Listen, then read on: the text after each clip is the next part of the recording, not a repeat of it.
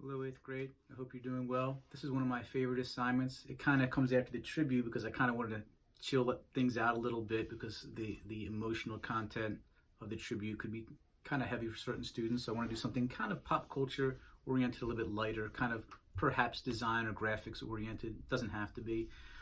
Let's show you these comic book covers real quick. Here we have very different visual styles of kind of like the same family franchise of the Marvel Comics. Here's X-Factor with Archangel and Iceman, X-Force, and then X-Statix, a little bit more cartoony.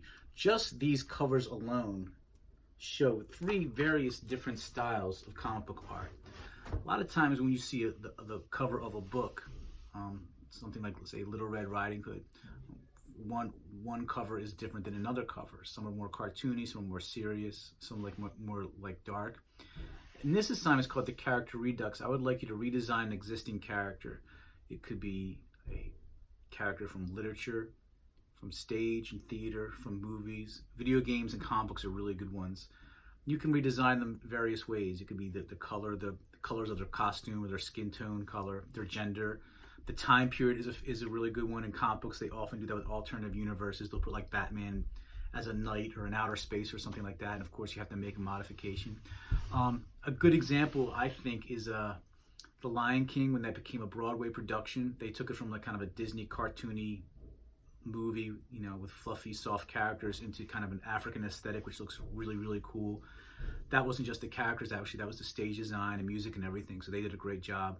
Another good example is the film Rise of the Guardians, which kind of takes a book series that makes the traditional holiday characters into kind of superheroes, and they do a really good job with it, with the character designs, with Jack Frost and North, who is the Santa Claus character, things like that. I have some examples of my own. My sons are big fans of the Mario franchise. So for example, here's a character redux of obviously Mario. You look at it right away, it's watercolor and color pencil, and you can tell that it's the Mario character, but it doesn't look like what you've seen before, yet right away you know who it is, right? Same thing. Try to do that with the character. Maybe change the style, change something about it that you can recognize the character. And I have many examples in Google Classroom. Another example would be something going from the comic books into real life for a movie, like making a actor or actress wear like the costume. You don't want it to look too silly.